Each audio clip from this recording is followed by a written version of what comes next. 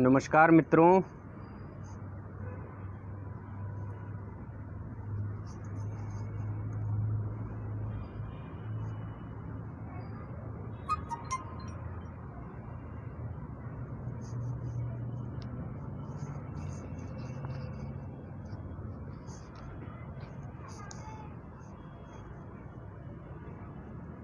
आप सभी का स्वागत करता हूं, अभिनंदन करता हूं भारत वंदन न्यूज़ के इस फेसबुक पटल पर।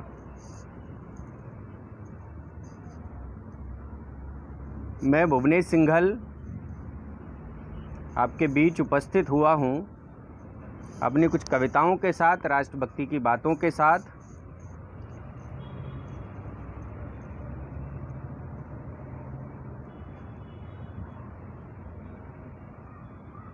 आप लोग जुड़े, सुने मुझे।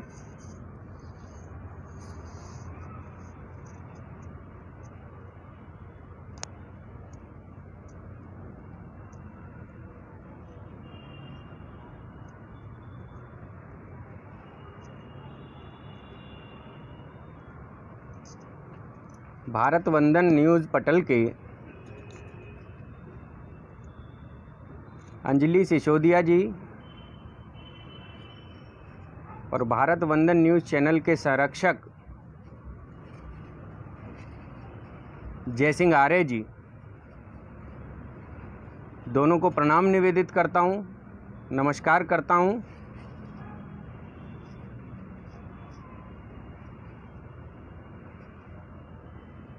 आपके आदेश पर मुझे इस फेसबुक पटल पर, भारत वंदन न्यूज़ चैनल के इस पटल पर आने का अवसर प्राप्त हुआ। आप लोगों के बीच जुड़ा हूं।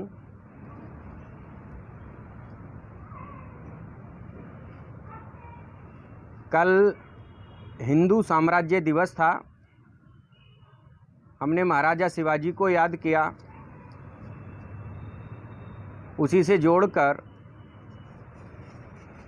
उसी संदर्भ को जोड़ते हुए कुछ राष्ट्रभक्ति की बातों से, राष्ट्रभक्ति की कविताओं से आपको जोड़ूंगा।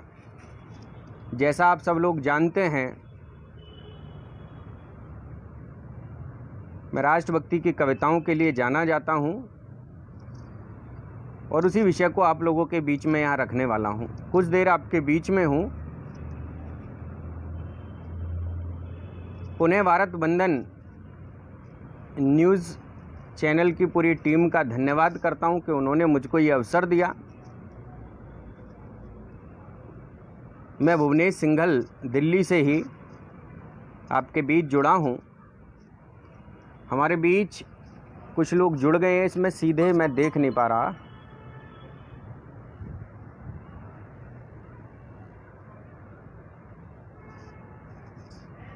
मेरे पास देखने का इसमें ऑप्शन नहीं आ रहा। अब आया है, ठीक है। जी, वंदे मातरम, भारत वंदन न्यूज़ कह रहे हैं जयसिंह आर्य जी। स्वागत है बंधुवर। आदरणीय जयसिंह आर्य जी भी जुड़ चुके हैं हमारे बीच में।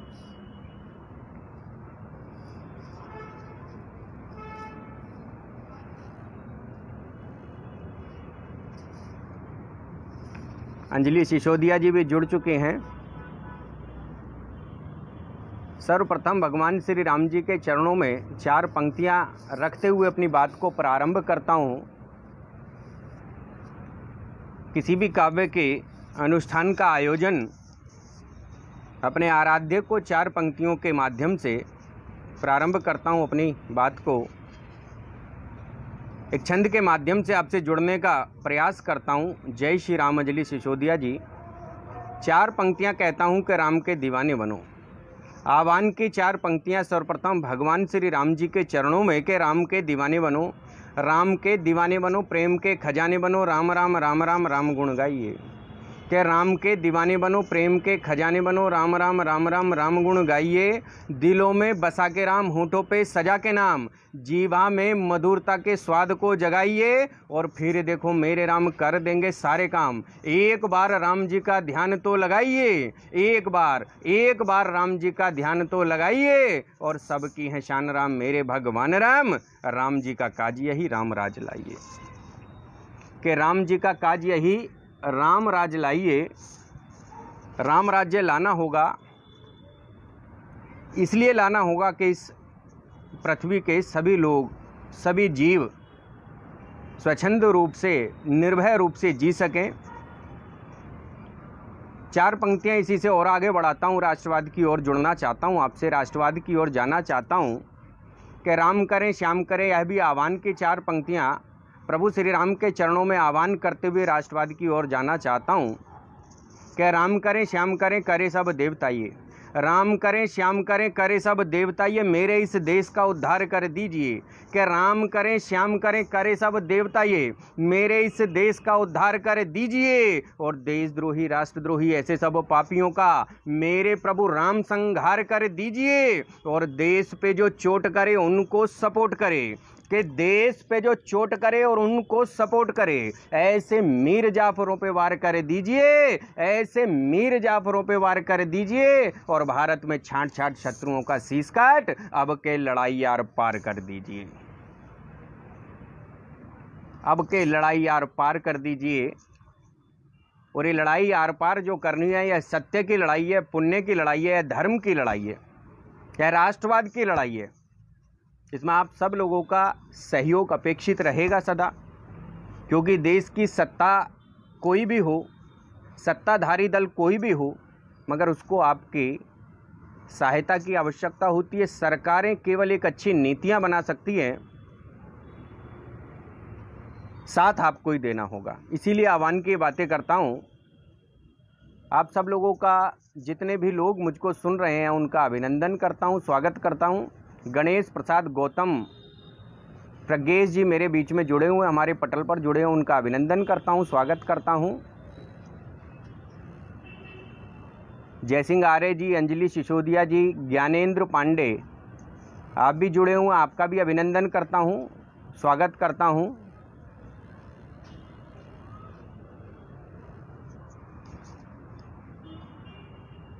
बात कर रहा था राष्ट्रवाद की, कि राष्ट्रवाद का भाव हर हृदय में हो, यही इस राष्ट्र के लिए सार्थकता और हमारे जीवन के लिए सार्थकता है। 4 पंक्तियां और कहता हूं,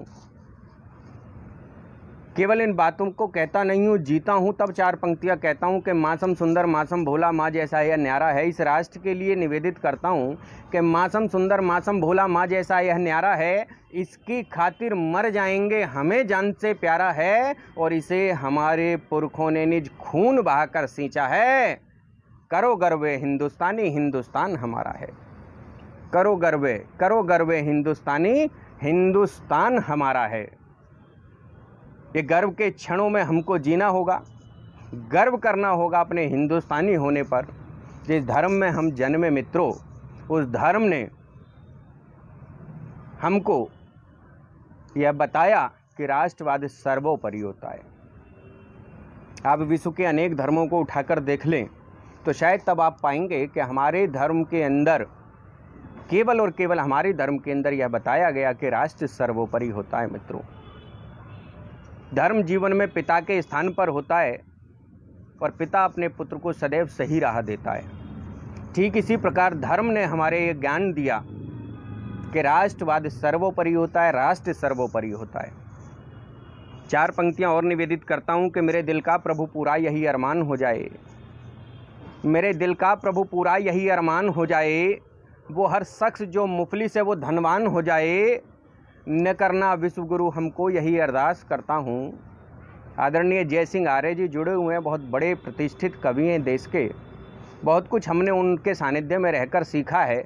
तब एक नई बात कहने का प्रयास करता हूँ। जब देश का हर कवि यह कहता हो कि हम विश्व गुरु बनना चाहते हैं, हर चिंतक हर विचारक यह कहता हो कि हम विश्व गुरु बनना चाहते हैं, तब इस बात को नकारते हुए क्या कहना चाहता हूँ, शायद आपके हृदय तक ये बात पहुँचे और आपको सार्थक लगे कि एक कवि ने सही बात कही है, सार्थक बात कही है कि मेरे दिल का प्रभु पूरा यही अरमान हो जाए, मेरे दिल का प्रभु पूरा यही अरमान हो जाए। वो हर शख्स जो मुफलिस है वो धनवान हो जाए, न करना विश्व गुरु हमको यही अरदास करता हूँ, न करना विश्व गुरु हमको यही अरदास करता हूँ कि दुनिया का हर एक कोना ही हिंदुस्तान हो जाए, कि दुनिया का हर एक कोना ही हिंदुस्तान हो जाए। इस दिल की केवल यही कामना है।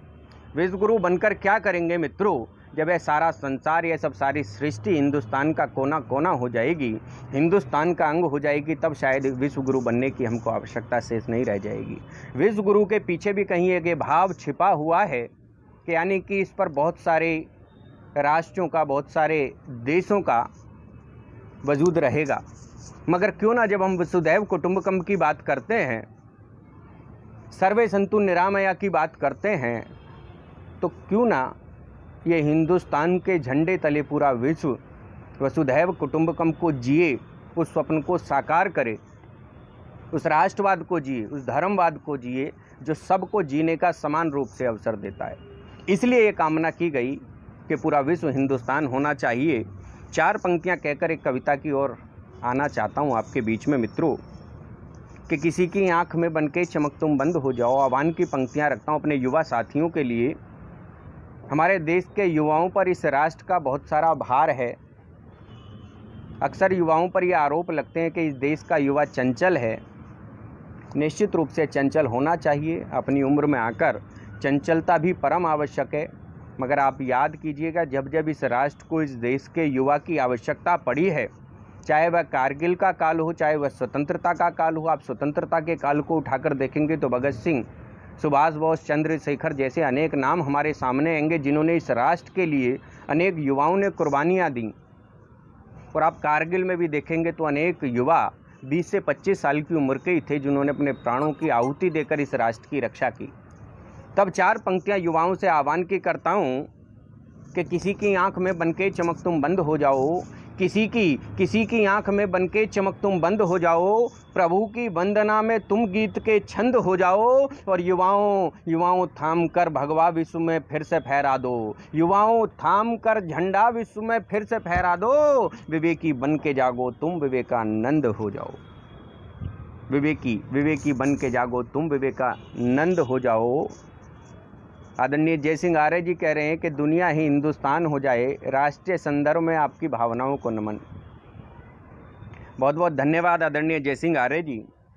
मैंने जिक्र किया भगत सिंह का।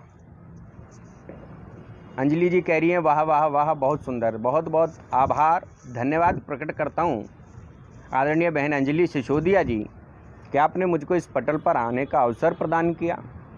एक कविता आपके बीच में भगत सिंह से जुड़ी हुई रखता हूँ। भगत सिंह और उनकी माता के संवाद को लेकर एक कविता आपके बीच रखना चाहता हूँ, क्योंकि युवाओं की बात की और मैंने ये बात की कि इस राष्ट्र की स्वतंत्रता में युवाओं का एक बड़ा योगदान रहा है। स्वतंत्रता के पश्चात भी इस राष्ट्र की एकता व अक्षुण्णता को, इस स्वतंत्रता को निरंतर बरकरार रखने के लिए भी युवाओं का एक बड़ा योगदान रहा है।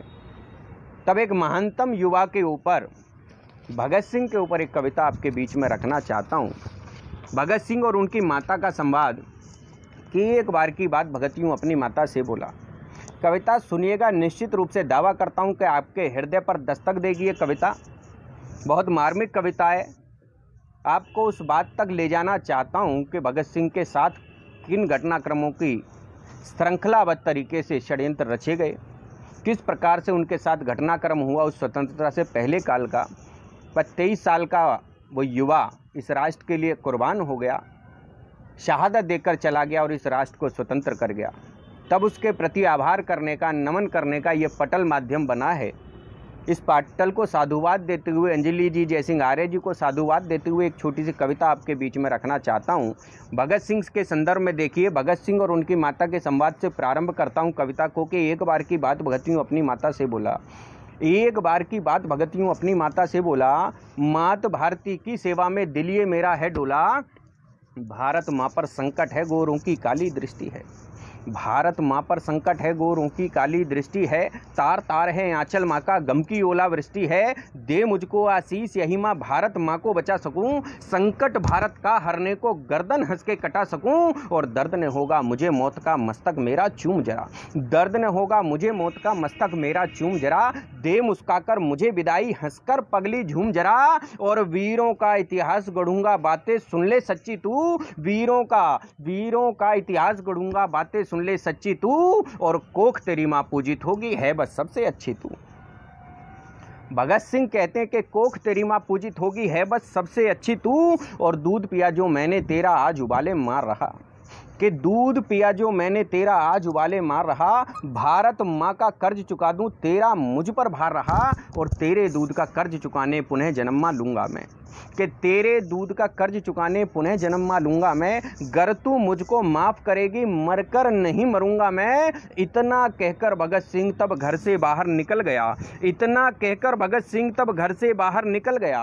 वो सीधा क्रांतिकारियों के वीर मार्ग पर निकल गया, और राम प्रसाद बिस्मिल से उसको मानो गुरु महान मिले, राम प्रसाद बिस्मिल से उसको मानो गुरु महान मिले। शेखर जैसे भाई मिले थे, चंद्र बोस दिन मान मिले, और बटुक सुखदेव गुरु से उसकी यारी गहरी थी। अंग्रेजों के सत्ता वाली मगर हुकूमत बहरी थी, अंग्रेजों के सत्ता वाली मगर हुकूमत बहरी थी, और बहरी सत्ता को लेकिन जनता की बात सुनानी थी, बहरी सत्ता को लेकिन जनता की बात सुनानी थी। स्वर बनूंगा मैं जनता का उसने मन में ठानी थी, और निकल गया वो बम हाथ ले और असेंबली पहुंच गया। भगत सिंह का यह महत्वपूर्ण घटनाक्रम देखिए उसके जीवन का, कि बहरी सत्ता को लेकिन जनता की बात सुनानी थी, स्वर बनूंगा मैं जनता का उसने मन में ठानी थी, और निकल गया वो बम हाथ ले और असेंबली पहुंच गया। चलती कार्यवाही में ही बम वहां पर फेंक दिया, और घायल ना हो लेकिन कोई उसका यही तो लक्ष्य था, कि घायल ना हो लेकिन कोई उसका यही तो लक्ष्य था, घायल ना हो लेकिन कोई उसका यही तो लक्ष्य था, कि घायल बहरों को घायल ना हो लेकिन कोई उसका यही तो लक्ष्य था, बहरों को आवाज सुनाऊं यही तो निर्णय अक्षय था। और बम फटा जब बीच असेंबली आवाज ये दिल चीर गई, बम फटा जब बीच असेंबली आवाज ये दिल चीर गई, और अंग्रेजी मजबूत हुकूमत की हिल पूरी नींव गई, अंग्रेजी मजबूत हुकूमत की हिल पूरी नींव गई। और लेकिन वीर भगत सिंह तब भी फोड़ के बम को डटा रहा, कि लेकिन वीर भगत सिंह तब भी फोड़ के बम को डटा रहा, अंग्रेजों की कैद में जाना यही सोच वो डटा रहा। और केस चला तब भगत वीर पर जज ये बोला बतलाओ, कि केस चला तब भगत वीर पर जज ये बोला बतलाओ, बम कहाँ से बनवाया था सच को सम्मुख ले आओ, और बम बनाया था खुद मैंने बम बनाना आता है। भगत सिंह कहते हैं कि बम बनाया था खुद मैंने बम बनाना आता है, मगर गवाह ये बोला था कि ये तो झूठ बताता है, बम अरे बनता है कैसे मैं तुमको बतलाता हूँ, एक एक कर सूत्र सभी अब मैं तुमको दिखलाता हूँ, एक एक कर सूत्र सभी अब मैं तुमको बतलाता हूँ। इतना सुनकर वीर भगत ये बोला मकसद यही था, इतना सुनकर वीर भगत ये बोला मकसद यही था, और बम बनाना सीखे सारा भारत मकसद यही था, कि बम बनाना सीखे सारा भारत मकसद यही था। उस समय भगत सिंह और उनकी टीम को बम बनाना नहीं आया करता था मित्रों, मगर वो चाहते थे कि इस देश का बच्चा बम बनाना सीख जाए। तो उन्होंने यह युक्ति निकाली कि किस प्रकार से इस पूरे राष्ट्र को बम बनाना सिखाया जा सके, क्योंकि जो कौम अपनी रक्षा नहीं कर सकती, अपने राष्ट्र की रक्षा नहीं कर सकती, उसको शायद जीने का अधिकार कभी नहीं होता मित्रों। शत्रुओं द्वारा वो मार दिए जाते हैं। इस लक्ष्य को लेकर जब उन्होंने यह निर्णय किया कि पूरा राष्ट्र एक दिन अपनी रक्षा के लिए बम बनाना सीख ले, तो उसका माध्यम उन्होंने असेंबली को चुना, वहां पर बम फोड़ा। उनको पता थी कि जो गवाही देने जा रहा है ये बम बनाना आता है इस व्यक्ति को, और यही एक दिन बताएगा। और ऐसा ही हुआ, उसने बम बनाना बताया और वो अखबारों में छपी अगले दिन खबर। आगे देखिए कि इतना सुनकर वीर भगत ये बोला मकसद यही था, बम बनाना सीखे सारा भारत मकसद यही था। और सुनो गवाही देने वाले कल भारतीय जागेगा, सुनो गवाही देने वाले कल भारतीय जागेगा। बम बनाया कैसे जाता अखबारों से जानेगा, भारत का हर बच्चा काल बनेगा गोरों को, भारत का हर बच्चा काल बनेगा गोरों को। अंग्रेजी सरकार हिलाने जाल बनेगा गोरों को, तोड़ेगा जंजीर गुलामी की बनकर के बम यहाँ, मुक्त करेगा मात भारती गोरों की है कैद जहां, और मुक्त करेगा मात भारती गोरों की है कैद जहां। मेरा इतना ही मकसद था चिंगारी एक सुलगाऊं, युवा देश का जाग उठे फिर भले मौत को पा जाऊं। ये मेरी मृत्यु सबक बनेगी सारा भारत जागेगा, और अंग्रेजों का एक एक सैनिक जान बचाकर भागेगा। अंग्रेजों का एक एक सैनिक जान बचाकर भागेगा और शीघ्र यहाँ पर मात भारती मुक्त होंगे, लिख लो तुम, कि शीघ्र यहाँ पर मात भारती मुक्त होंगी, लिख लो तुम। यह मृत्यु मेरी सीख बनेगी, बातें मेरी, लिख लो तुम। एक क्रांति भड़क उठेगी, नौजवान सब जागेंगे। एक क्रांति भड़क उठेगी, नौजवान सब जागेंगे। दंश गुलामी का धोने को रक्त तुम्हारा मांगेंगे। और अरे फिरंगी जस्तु सुन ले, माफी ना मैं मांगूंगा। उस समय जज ने कहा था कि भगत सिंह आप माफ़ी मांग लो, मगर भगत सिंह का जवाब सुनिएगा, उसकी वीरता की पराकाष्ठा देखिएगा इन पंक्तियों के माध्यम से कि अरे फिरंगी जस्तु सुन ले, माफ़ी ना मैं मांगूंगा, मकसद पूरा यहीं करूंगा, नहीं यहाँ से भागूंगा। चाहे काला पानी दे दे, चाहे सूली चढ़वा दे, एक मरेगा 100 जन्मेंगे, क्यों ना फांसी लटका दे। मेरी मृत्यु वो उत्सव होगी, सारी दुनिया देखेगी। और एक भगत था जन्मभूमि का नाम गर्व से बोलेगी। एक भगत था जन्मभूमि का नाम गर्व से बोलेगी। और मातृभूमि के प्रति ये जज्बा जज ने कभी ना देखा था। पंक्तियां देखिएगा, अंतिम बंद रखता हूं कविता का, कि किस प्रकार वीरता की पराकाष्ठा को उस नौजवान ने प्राप्त किया कि मातृभूमि के प्रति ये जज्बा जज ने कभी ना देखा था। मातृभूमि के प्रति ये जज्बा जज ने कभी ना देखा था। एक युवा मरने को आतुर, कैसा दृश्य अनोखा था। 23 साल का युवा मात्र था, मगर हौसला भारी था। मातृभूमि की आजादी का वो झंडा बरदारी था, मातृभूमि की आजादी का वो झंडा बरदारी था। और लगा सुनाने जब जज निर्णय, कदवीरों का भांप गया। भगत सिंह की सजा मुकर्रर करने में दिल कांप गया। और कंठ गया था सूख, और खुद जज भी रोया था छिपकर, के कंठ गया था। अंतिम पंक्तियां इस कविता की, के कंठ गया था सूख, और खुद जज भी रोया था छिपकर। मुंह नीचे कर गोरे जज ने कलम तोड़ दी चुप रहकर। फिर संयत होकर जज अंग्रेजी खामोशी को तोड़ गया। और भगत सिंह को फांसी दे दो, चिल्ला करके बोल गया, कि भगत सिंह को फांसी दे दो, चिल्ला करके बोल गया। भगत सिंह को फांसी दे दो, भगत सिंह को फांसी दे दो, चिल्ला करके बोल गया। और इसी घटनाक्रम के बाद 24 मार्च को उनको फांसी देना मुकर्रर किया गया। मगर दुर्भाग्य देखिए, इस काले इतिहास का, अंग्रेजी इतिहास का वो काला पृष्ठ देखिए, कि उगते सूर्य के साथ फांसी देने का नियम हुआ करता है।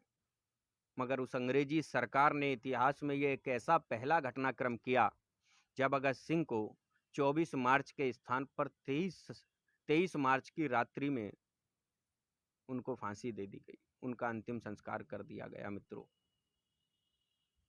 इन घटनाक्रमों को इस देश का नौजवान जाने,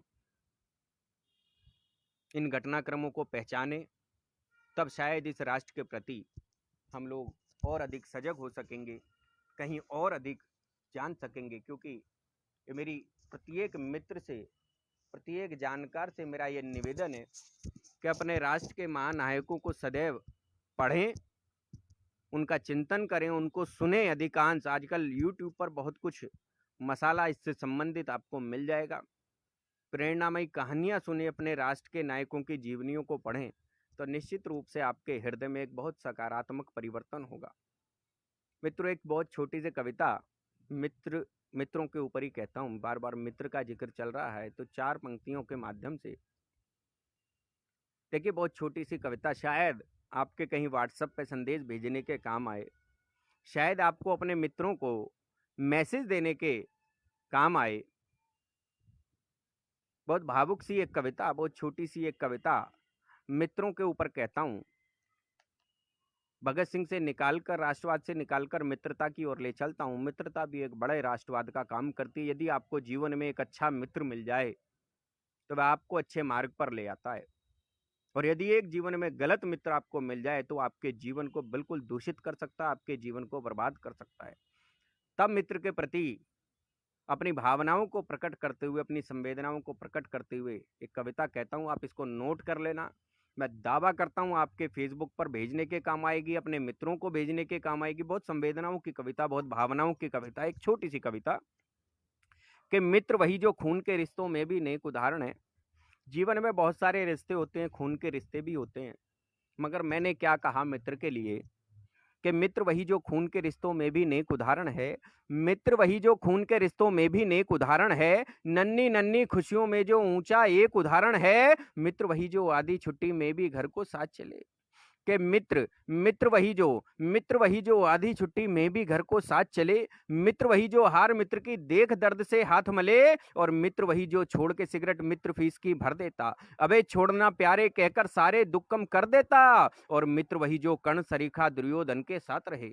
मित्र की परिभाषा देखिए कि मित्र वही जो कर्ण सरीखा दुर्योधन के साथ रहे। मित्र वही जो भाई बनकर सब कष्टों को साथ सहे। मित्र वही थे जिसने अर्जुन के रथ को खुद खींचा था। मित्र वही थे जिसने अर्जुन के रथ को खुद खींचा था। मित्र सुदामा के चरणों को आंसुओं से सींचा था। और सच्चा मित्र वही है जीवन में जो मित्र बनाता है। सच्चा मित्र वही है जीवन में जो मित्र बनाता है। रिश्तों की इस बगिया को जो मित्रों से महकाता है। और जीवन में अगर मित्र नहीं है समझो जीवन खंडित है। अंतिम पंक्तियां इस कविता की कि जीवन में अगर मित्र नहीं है समझो जीवन खंडित है। और मानो उसको श्राप लगा है स्वयं प्रभु से दंडित है। मानो उसको श्राप लगा है स्वयं प्रभु से दंडित है। मित्रों, जीवन में मित्र बनाना परम आवश्यक है, क्योंकि यही मित्र हैं जो आपको आपके पुराने दिनों में ले जाते हैं, उन स्वर्णिम पलों में ले जाते हैं जो आपने जिन पलों को जिया है। हमारे बीच बहुत सारे लोग और हैं, एक एक करके कुछ लोगों को मैं यहाँ देख पा रहा हूँ। डॉक्टर दमयंती शर्मा जी हैं, उनको सादर प्रणाम निवेदित करता हूँ। दमयंती शर्मा जी, अंजलि जी, दमयंती जी, अंजलि जी, सादर नमस्कार नमस्कार। श्री कृष्ण निर्मल जी, सत्य कुमार प्रेमी जी, आपका भी हृदय से अभिनंदन, धन्यवाद। धन्यवाद आपका रचनाओं को सराहने के लिए। चलिए और लोग जुड़ते रहेंगे तो बहुत नीचे गणेश प्रसाद गौतम जी, आपका भी हृदय से धन्यवाद प्रकट करता हूँ। तो मित्रों, मैं बात कर रहा था मित्रों की कि आपको बचपन की यादें दिलाते हैं वो घटनाक्रम, वो जीवन के सुनहरे पल जो सदैव हमको याद रहते हैं और हमारी खुशियों का कारण बनते हैं। एक कविता ऐसी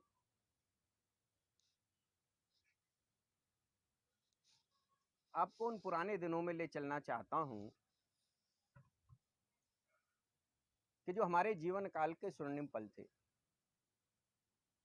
ये कविता लगभग 35-40 साल की उम्र या इससे अधिक के लोगों के लिए निश्चित रूप से ऐसी होगी कि लगेगा कि हाँ, ये घटनाक्रम हमारे जीवन में घटा है। नई पीढ़ी के लोग ऐसी बहुत सारे घटनाक्रमों को नहीं जानता, जिस सार्थक जीवन को, जिस सुंदर जीवन को पुराने समय में हमने जिया। उन छोटी छोटी बातों को लेकर एक बहुत भावुक सी कविता मैंने कभी रची थी। उस कविता को आज इस पटल पर रखना चाहता हूँ।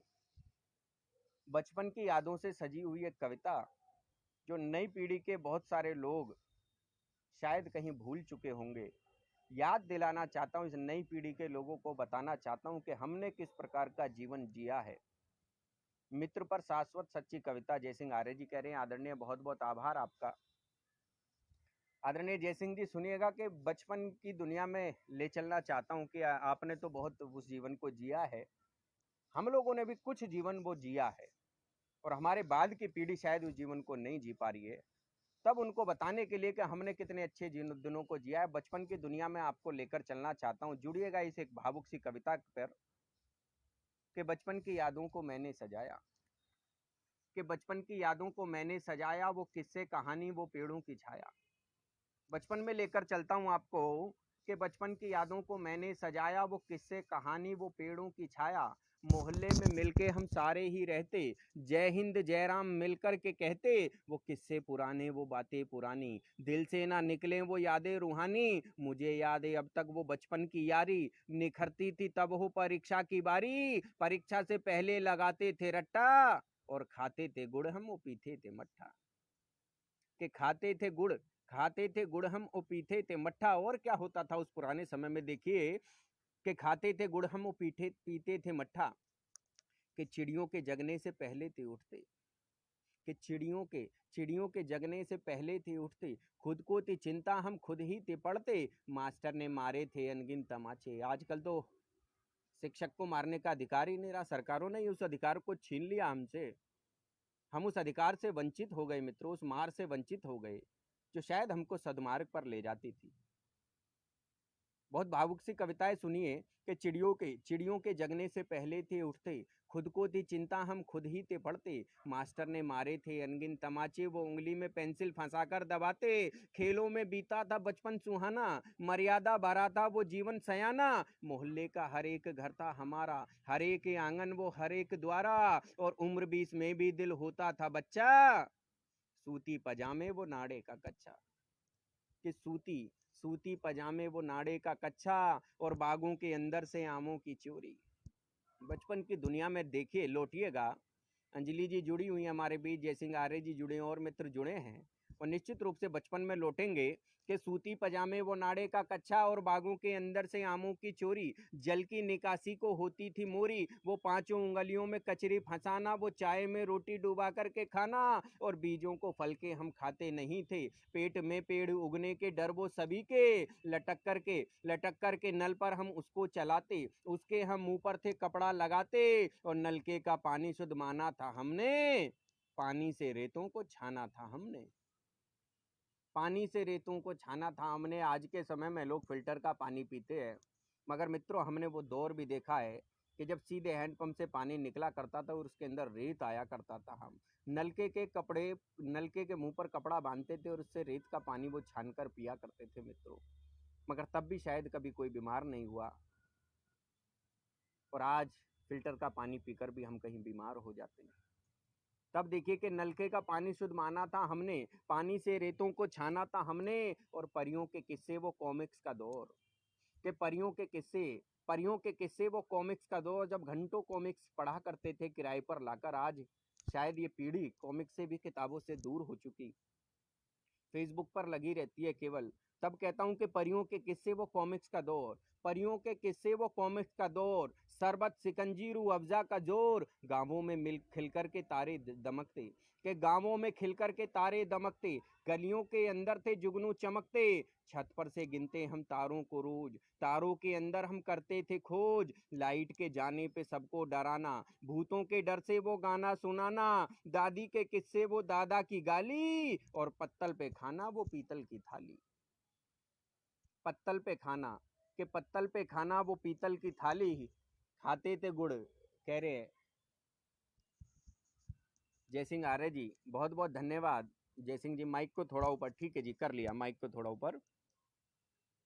कि दादी के किस्से वो दादा की गाली, दादी के किस्से वो दादा की गाली, पत्तल पे खाना वो पीतल की थाली, कि पत्तल पे खाना वो पीतल की थाली। और देखिए क्या हुआ था बचपन में, कि तीरथ पे जाते थे सबकी जब मर्जी, वो सफर रेल का वो पूरी वो सब्जी, सब्जी ने भाने पर दूजों से लाना, जाकर के आंटी को डोंगा थमाना, रसोई में चप्पल का जाना मना था।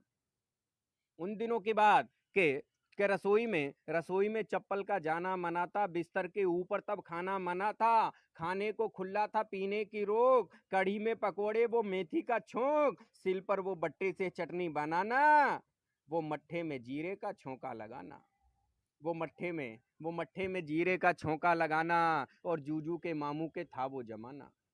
और कैसा जमाना था वो बचपन का, कि जूजू के मामू के था वो जमाना, वो दादा को घोड़ा बनाकर घुमाना, पापा की पद्दी पे मेले में जाना, कुआं मौत का वो सर्कस दिखाना, लोहे के बट्टे वो तराजू की तोल, था पीछे क्रिकेट वो किरमिच की बोल, गरम फेस का था तब बिजली का आना, नलके से घर के वो अर्थिंग बनाना, और पंछी को दाना जिनावर को पानी, वो बचपन के किस्से वो स्वर्णिम कहानी, वो बचपन के किस्से वो स्वर्णिम कहानी। और गर्मी के मौसम जब आते कभी थे, कि गर्मी के मौसम जब आते कभी थे, हाथों का पंखा झूलाते सभी थे, वो कोयले की प्रेसों से इस्त्री कराना, वो खद्दर के कुर्ते पे मांडे लगाना, बारिश में पिन्नी पहन करके सोना, वो छोटी सी चादर, वो छोटा बिछोना, पानी में कागज की नावें चलाना, वो तेज हवाओं में पिन्नी उड़ाना, और क्यों कर वो सुख हमसे छीना है रब ने, अष्टा और चक्कन भी खेला है हमने। कि अष्टा और चक्कन भी खेला है हमने। आज की पीढ़ी के बहुत सारे लोग शायद यह भी ना जानते हों कि अष्टा और चक्कन होता क्या है, और शायद लूडो से आगे कभी बढ़ ना सके, मगर हम उस पीढ़ी के लोग हैं जिसने अष्टा और चक्कन भी खेला है।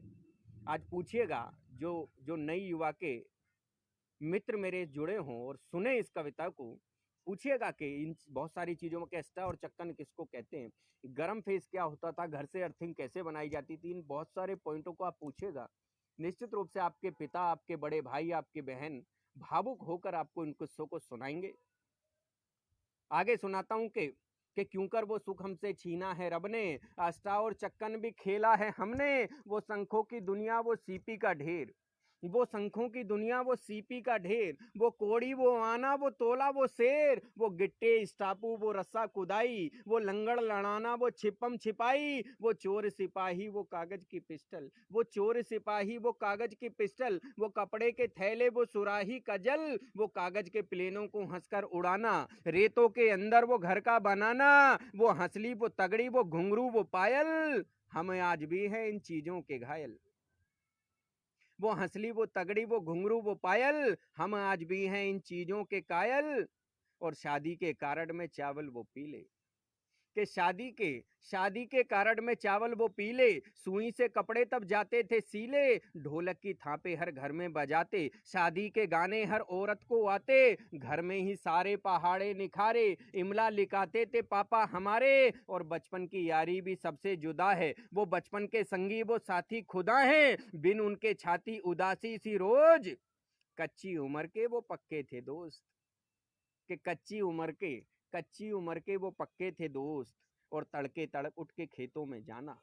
और क्या करते थे मित्रों, कि तड़के तड़क उठ के खेतों में जाना, कि तड़के तड़क उठ के खेतों में जाना, हर घर की छत पर वो पापड़ सुखाना, दिसंबर की सर्दी वो चूल्हे की आग, दिसंबर की सर्दी वो चूल्हे की आग, दिसंबर की सर्दी वो चूल्हे की आग, मक्के की रोटी, वो सरसों का साग, अंगीठी में आलू दबा कर के खाना, कि अंगीठी में आलू दबा कर के खाना, अंगीठी में आलू दबा कर के खाना, उपलों का धुआं वो चक्की चलाना, मिट्टी के घर थे तब मिट्टी के बर्तन, एक दूजे की खातिर था कितना समर्पण, पहले ये अपना तुम्हारा नहीं था, बेटी बचाओ का नारा नहीं था, पहले ये अपना तुम्हारा नहीं था, बेटी बचाओ का नारा नहीं था, और जितनी भी होती थी लड़की कुंवारी, जितनी भी होती थी लड़की कुंवारी, वो सब की सब होती बहनें हमारी, पगडंडी से जाना गली गांव बस्ती, बारिश में नहाना वो अल्लड़ सी मस्ती, सच्ची दिवाली यूं हमने मनाई, तब खुद ही करते थे घर की पुताई, गरीबी बहुत थी पर फाके नहीं थे, गरीबी बहुत थी पर फाके नहीं थे, अल्पसंख्यकों के इलाके नहीं थे, फोटो नहीं था ना कोई डिवाइस, घूंघट में रहती थी अपनी हर ख्वाहिश, के फोटो नहीं था ना कोई डिवाइस, घूंघट में रहती थी अपनी हर ख्वाहिश, पेड़ों पे झूले वो पनघट की मस्ती, पेड़ों पे झूले वो पनघट की मस्ती, उनके दरस को थी नजरें तरसती, साइकिल का टायर थे दिन भर चलाते, के साइकिल का टायर थे दिन भर चलाते, कच्चे के नाड़े से लट्टू घुमाते, ना कोई बाजा था ना कोई ढोलक, फिर भी बहुत थी वो मस्ती वो रौनक, कोई स्वप्न नहीं ये यही है हकीकत, हमने जो देखी वो सच्ची थी दौलत, वो गुजरा जमाना रह रहकर सताता, वो गुजरा जमाना रह रहकर सताता, मैं चाहूं भुलाना नहीं भूल पाता, मैं चाहूं भुलाना नहीं भूल पाता। और अंतिम बंद इस कविता का, कि जी कर के एक बार देखो तुम वैसे, कि जी कर के एक बार देखो तुम वैसे, अनोखी वो दुनिया हम जीते थे जैसे, शटर वाले टीवी रेडियो पे गाने, एंटीना हिलाने के दिन वो सुहाने, श्वेत श्याम सपने खुशियों के माने, बहुत यादें आते वो गुजरे जमाने, बस एक बार दे दो वो खो खो की बाजी, कि बस एक बार दे दो वो खो खो की बाजी, मैं पूंजी ये सारी हूं देने को राजी, अभी मुझसे ले लो तुम सारा खजाना, अभी मुझसे ले लो तुम सारा खजाना, मगर मुझको दे दो वो बीता जमाना, मगर मुझको दे दो वो बीता जमाना। अभी मुझसे ले लो तुम सारा खजाना, मगर मुझको दे दो वो बीता जमाना, मगर मुझको दे दो वो बीता जमाना। तो मित्रों, इस प्रकार से हमने उस बचपन को जिया है। इंजीनियर सौरभ अजय बाल सेवक जी हमारे बीच में जुड़े हैं, मैं उनका हार्दिक अभिनंदन करता हूं। केशव शर्मा जी हमारे बीच में जुड़े हैं, मैं उनका भी स्वागत करता हूं। केशव जी कह रहे हैं बहुत खूब, वाह वाह, बहुत खूब। इंजीनियर सौरभ अजय बाल सेवक जी पंक्तियां कोट कर रहे हैं कि मेरा तुम्हारा नहीं था, पहले ये मेरा तुम्हारा नहीं था, बेटी बचाओ का नारा नहीं था। जी इंजीनियर सौरभ जी, आपका धन्यवाद, हृदय से धन्यवाद। आप सबका अभिनंदन करता हूं जो पटल पर जुड़े हुए हैं।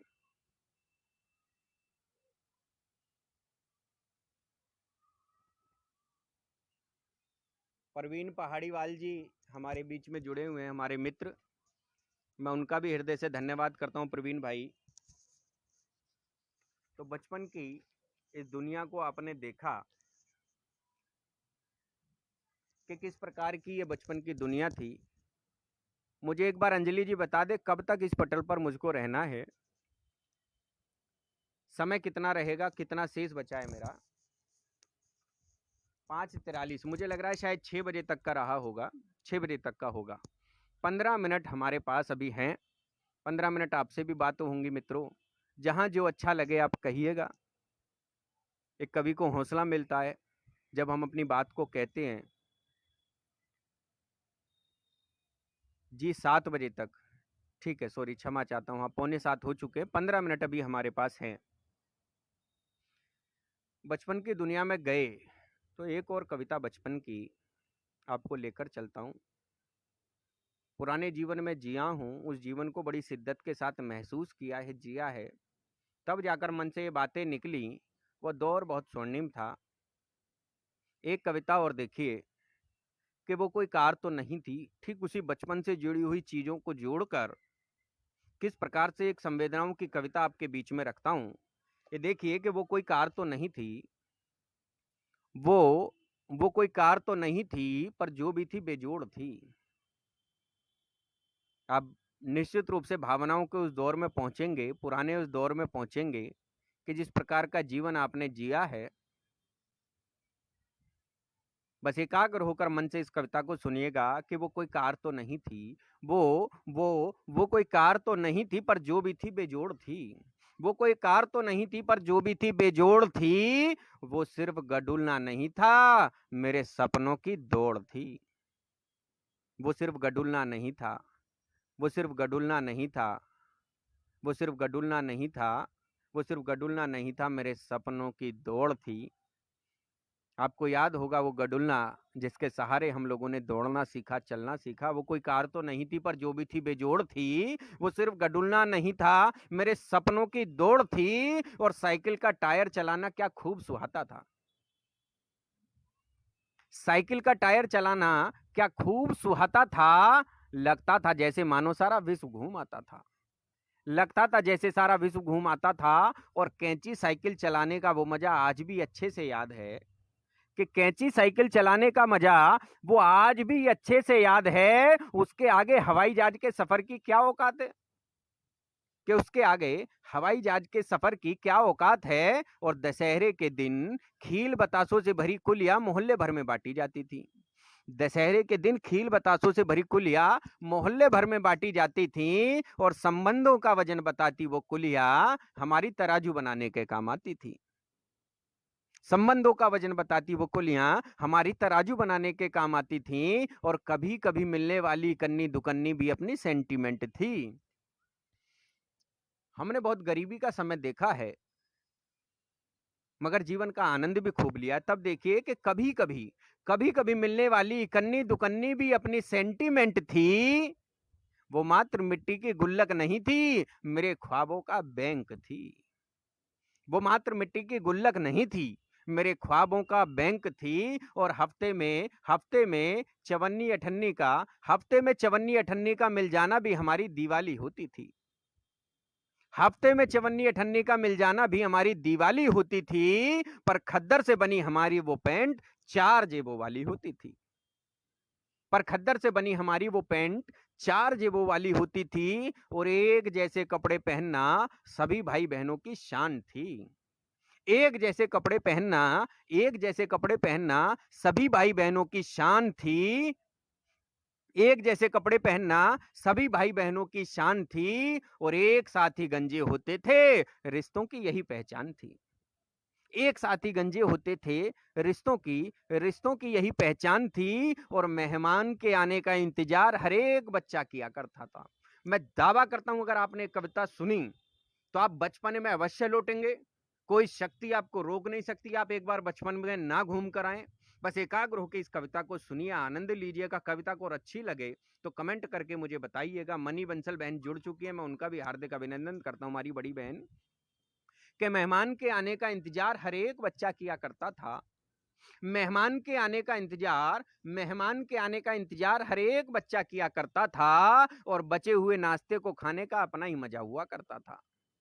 बचे हुए नाश्ते को खाने का अपना ही मजा हुआ करता था। और दिवाली के अगले दिन तड़के तड़क ही उठ जाया करते थे। दिवाली के दिन दिवाली के अगले दिन तड़के तड़की उठ जाया करते, और बचे हुए पटाखों को हम गलियों से ढूंढ कर लाया करते। बचे हुए पटाखों को हम गलियों से ढूंढ कर लाया करते, और अपनी इस मस्त फकीरी शहंशाही पर हम फूले नहीं समाते थे। कि अपनी इस मस्त फकीरी शहंशाही पर हम फूले नहीं समाते थे, और बुझी हुई मोमबत्तियों को लाकर एक बड़ी मोमबत्ती बनाते थे। कि बुझी हुई मोमबत्तियों को लाकर एक एक बड़ी मोमबत्ती बनाते थे। और क्या करते थे मित्रों, के निबोरी, रहटा, गूलर, जामुन और सहतूत आदि तोड़ना हमारी शान थी। कि निबोरी रहटा, गूलर, जामुन और सहतूत आदि तोड़ना हमारी शान थी। आम, अनार, अमरूद, आंवला और जंगल जलेबी तक की हमें पहचान थी। आज के लोग वृक्षों के नाम तक नहीं जानते, आज के बच्चे। तब कहता हूं कि आम, अनार, अमरूद, आंवला और जंगल जलेबी तक की हमें पहचान थी। तब हर आंगन में पेड़ हुआ करते थे, जिन्हें हर कोई सींचता था। अगली पंक्ति देखिएगा, बहुत मन की पंक्ति कहता हूं, बहुत सार्थक पंक्ति। कि तब हर आंगन में पेड़ हुआ करते थे, जिन्हें हर कोई सींचता था। और गाय को रोटी खिलाने पर तब कोई फोटो नहीं खींचता था। कि गाय को रोटी खिलाने पर तब कोई फोटो नहीं खींचता था। केवल अपने ही नहीं, किसी के भी पापा हमको पीट दिया करते थे। कि केवल अपने ही नहीं, किसी के भी पापा हमको पीट दिया करते थे। किसी में चाचा, किसी में मामा और किसी में हमको दादा दिखते थे। और रामू, मन्नू, जुबेर और कुलवंत तक के पापा ने हमको खूब पीटा था। कि रामू, मन्नू, जुबेर और कुलवंत तक के पापा ने हमको खूब पीटा था। तब समाज का रवैया जिम्मेदारी पूर्ण था, ये सबक हमने उन्हीं से सीखा था। ये सबक हमने उन्हीं से सीखा था। ये सबक हमने उन्हीं से सीखा था। और खुद के पापा की तो पूछो ही मत। कि खुद के पापा की तो पूछो ही मत कि कितना थपड़ाया था। कि खुद के पापा की तो पूछो ही मत कि कितना थपड़ाया था। हाथ पैरों को बांधकर पंखे तक से लटकाया था। कि हाथ पैरों से बांधकर पंखे तक से लटकाया था। और थप्पड़ लाते जूते चप्पल और डंडे बात बात पर बजाया करते थे। और कभी कभी तो हम बिन बात के भी पिट जाया करते थे। कि कभी कभी तो हम बिन बात के भी पिट जाया करते थे। और नई किताबें मिलते ही सारी पढ़ लेने का चाव हुआ करता था। मित्रों के नई किताबें मिलते ही सारी पढ़ लेने का चाव हुआ करता था। नई कक्षा में जाने का क्या जबरदस्त ख्वाब हुआ करता था। और अपनी कक्षा में हम रोज टाट पट्टियों के लिए लियाड़ा करते थे। हम उस पीढ़ी के लोग हैं जो पेड़ों के नीचे पढ़ा करते थे। हम उस पीढ़ी के लोग हैं जो पेड़ों के नीचे पढ़ा करते थे। ऐसा नहीं था कि तब बच्चे स्कूल में फेल नहीं हुआ करते थे। बहुत मार्मिक सी एक पंक्ति कहता हूं कि ऐसा नहीं था कि तब बच्चे स्कूल में फेल नहीं हुआ करते थे। उदास तो वो भी होते थे पर कभी आत्महत्या नहीं किया करते थे। कि उदास तो वो भी होते थे पर कभी आत्महत्या नहीं किया करते थे। परिवार पर क्या बीतेगी इसकी उन्हें चिंता होती थी। कि परिवार पर क्या बीतेगी इसकी उन्हें चिंता होती थी। इसलिए वो पीढ़ी फेल होने पर भी जिंदा होती थी। इसलिए वो पीढ़ी फेल होने पर भी जिंदा होती थी। और ऐसा नहीं था कि हमने गुस्ताखियां नहीं की, कि ऐसा नहीं था कि हमने गुस्ताखियां नहीं की, हमने भी इश्क किया था। ऐसा नहीं था, सुनिएगा इन पंक्तियों को गौर से, कि ऐसा नहीं था कि हमने गुस्ताखियां नहीं की, हमने भी इश्क किया था। पर ना रास्ता रोका, ना कपड़े फाड़े, ना ही किसी को बदनाम किया था। न रास्ता रोका, ऐसा नहीं था कि हमने गुस्ताखियां नहीं की, हमने भी इश्क किया था। पर ना रास्ता रोका, ना कपड़े फाड़े, ना ही किसी को बदनाम किया था। और प्यार का अधिकतम प्रकटीकरण बस इतना ही कर पाते थे। जयसिंह आर्य जी, पहाड़ी वाल जी, सुनिएगा कि प्यार का अधिकतम प्रकटीकरण, प्यार का अधिकतम प्रकटीकरण बस इतना ही कर पाते थे। कैंची साइकिल चलाते हुए उनकी गली से गुजर जाते थे। कि प्यार का अधिकतम प्रकटीकरण बस इतना ही कर पाते थे, कैंची साइकिल चलाते हुए उसकी गली से गुजर जाते थे। और वो भी क्या दिन थे जब दिन भर मिट्टी में लेट लगाते थे, वो भी क्या दिन थे जब दिन भर मिट्टी में लेट लगाते थे। कोई बात अगर मनमानी हो तो जमीन पर फैल जाते थे। और गर्मियों में हम छतें धोते थे, उन्हें ठंडा बनाते थे। गर्मियों में हम छतें धोते थे, उन्हें ठंडा बनाते थे। टेबल फैन चलाकर पापा सबको लाइन में सुलाते थे।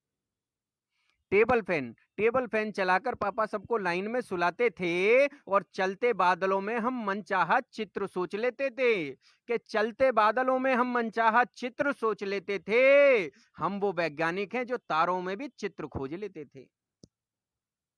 हम वो वैज्ञानिक हैं जो तारों में भी चित्र खोज लेते थे। और गुड्डे गुड़िया की शादी मिलकर के रचाया करते थे। कि गुड्डे गुड्डे गुड़िया की शादी, मनी बहन सुनिए, कि गुड्डे गुड़िया की शादी, अंजलि जी सुनिए, बड़ी मार्मिक सी पंक्तियां, कि गुड्डे गुड़िया की शादी मिलकर के रचाया करते थे। छोटे छोटे बर्तनों में हम पूड़ियां बनाया करते थे। खूब लड़ते थे, झगड़ते थे, पिटते थे, पीटते थे, पर कोई भी दुश्मन नहीं था। खूब झगड़ते थे, पिटते थे, पीटते थे, लड़ते थे, झगड़ते थे, पर कोई भी दुश्मन नहीं था। तब रिश्तों में उजास हुआ करती थी, किसी का भी काला मन नहीं था। अक्कड़ बक्कड़, सोले पर्ची, चिड़िया उड़ी, पोसंपा, पिट्ठू गरम, मुक्का मारो और चोर सिपाही जैसे खेल थे। सुने नई पीढ़ी के लोग किस प्रकार के खेलते हमारे, कि अक्कड़ बक्कड़, सोले पर्ची, चिड़िया उड़ी, पोसंपा, पिट्ठू गरम, मुक्का मारो और चोर सिपाही जैसे खेल थे। किसी का किसी से बैर नहीं होता था, सबके सबसे मेल थे। किसी का किसी से बैर नहीं होता था, सबके सबसे मेल थे। तब लोग वैद्यों से इलाज लेते थे, आयुर्वेद के प्रति काफी सजग थे। हर रोग की पुड़िया एक ही होती, बस उसे खाने के तरीके अलग थे। सुख दुख में घर अकेला होने पर भी परेशानी नहीं आती थी। कि सुख दुख में अकेला होने पर भी परेशानी नहीं आती थी। पड़ोस के घर से बिन मांगे ही रोटी सब्जी आ जाती थी। मनपसंद सब्जी न बनने पर किसी के भी घर से मांग कर ले आते थे। उस दौर में खाने के बर्तन एक दूसरे के घरों में पाए जाते थे। उस दौर में खाने के बर्तन एक दूसरे के घरों में पाए जाते थे। और बेटी की शादी रिश्तों की वो मजबूत थाती थी। बहुत मार्मिक सी पंक्तियां सुनिए, कि बेटी की शादी रिश्तों की वो मजबूत थाती थी। बारात के बैठने को और घर से चारपाई आती थी। बारात के बैठने को हर घर से चारपाई आती थी। गांव की लड़की का दूल्हा पूरे गांव का जवाई होता था। कि गांव की लड़की का दूल्हा पूरे गांव का जवाई होता था। गांव का हर एक नौजवान लड़की का भाई होता था। गांव का हर नौजवान लड़की का भाई होता था। मेरे देश की गलियां तब रिश्तों की धमक से गुंजायमान थी। अंतिम 6 पंक्तियां कहता हूं इस कविता की भी और अपने काव्य पाठ की भी, कि मेरे देश की गलियां तब रिश्तों की धमक से गुंजायमान थी। मेरे देश की गलियां तब रिश्तों की धमक से गुंजायमान थी। रिश्तों को निभाने की वो गुंजाइश बिल्कुल देवत्व के समान थी। हर आदमी तब कर्तव्य जानता था, उन्हें संस्कारों से सींचता था। देश के दुश्मन को देखकर तब कोई आंखें नहीं भींचता था। हम वो अंतिम पीढ़ी हैं जिसने ये सब सच में जिया है। अंतिम पंक्तियां कहता हूं कि हम वो अंतिम पीढ़ी हैं, कि हम वो अंतिम पीढ़ी हैं जिसने ये सब सच में जिया है। उन देवतुल्य लोगों का दर्शन खुद अपनी आंखों से किया है। उन देवतुल्य लोगों का दर्शन खुद अपनी आंखों से किया है, खुद अपनी आंखों से किया है। हमारे बीच में मनी बंसल बहन कह रही हैं, सच कहा भैया आपने, बहुत बहुत धन्यवाद बहन आपका। अंजलि जी कह रही हैं, सही बात, धन्यवाद। जय सिंह आर्य जी, वाह वाह वाह, बहुत बार कह रहे हैं। और कैची चलाकर उनकी गली से गुजर जाते थे। प्यार का अनुपम उदाहरण। बहुत बहुत आभार आदरणीय। अंजलि जी कह रही हैं आय हाय गजब, बहुत बहुत धन्यवाद। सही बात है, बहुत बढ़िया। पुनः कह रही हैं अंजलि जी आनंदम। प्रवीण पहाड़ीवाल जी आपका भी धन्यवाद, बहुत सुंदर सच बोलने के लिए कह रहे हैं आप, धन्यवाद। सुंदर रचना मनी बहन कह रही हैं अंजलि जी वाह शाह वाह, बहुत बढ़िया, बहुत सुंदर। प्रवीण जी कह रहे हैं बचपन की सुनहरी यादों की मनभावन मिठास से समर्पित लाजवाब कविता। जयसिंह आर्य जी कह रहे हैं। केशव जी धन्यवाद आपका।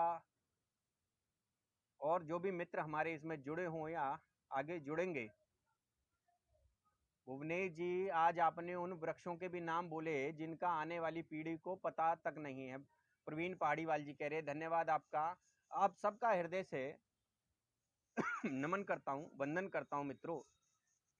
पुनः भारत वंदन न्यूज चैनल का धन्यवाद करता हूं कि इन कविताओं के माध्यम से, इस पटल के माध्यम से शायद हम भी इन कविताओं को कह सके। मित्रों ये वो कविताएं हैं जो शायद कहीं हमारी किताब के पन्नों में दर्ज होकर रह जाती है, मगर इस प्रकार के पटल जब आते हैं, जब 1 घंटे का काव्य पाठ करने का हमको अवसर मिलता है, तब इस प्रकार की कविताएं निकल कर आती हैं। मंचों पर तो जो चलता है वही हम लोग सुनाया करते हैं, मगर इस प्रकार के मंचों के माध्यम से हमारी कुछ अलग तरह की रचनाएं आप लोगों के बीच में आती हैं। आप सब लोगों ने मुझे धैर्य के साथ सुना, मुझे सराहा। आप सबका हृदय से धन्यवाद करता हूँ, नमन करता हूँ। 5:58 हो चुके हैं मित्रों, मुझे 6:58 हो चुके हैं। मुझे 7 बजे तक का समय दिया था। सही समय पर अपने आपसे विदा लेना चाहता हूँ, किसी प्रकार से लेट नहीं होना चाहता। ठीक समय पर जुड़ा था और ठीक समय पर समाप्त होना चाहता हूँ। आदरणीय जयसिंह आर्य जी का, अंजलि सिसोदिया जी का बारंबार धन्यवाद करता हूँ कि उन्होंने इस पावन मंच पर मुझे अवसर दिया। केशव जी का, पहाड़ीवाल जी का, मनी बहन हमारी यहाँ से पूर्व में हमारे भारतीय जनता पार्टी की जिला अध्यक्ष रही, महिला मोर्चा की, बहुत अच्छी समाज सेवी हैं, बड़ी समाज सेवी है, बहुत प्रतिष्ठित नाम है मनी बंसल बहन का। हमारे क्षेत्र में उत्तर पूर्वी जिला हमारा है। मैं मनी बहन का भी हृदय से अभिनंदन करता हूँ, स्वागत करता हूँ कि वो हमारे पटल से जुड़ी। आप सब लोगों का हृदय से धन्यवाद। आपसे विदा लेता हूँ, फिर ऐसे ही किसी मंच पर जुड़ेंगे हम सब लोग। तब तक के लिए जय हिंद, जय भारत, जय श्री राम।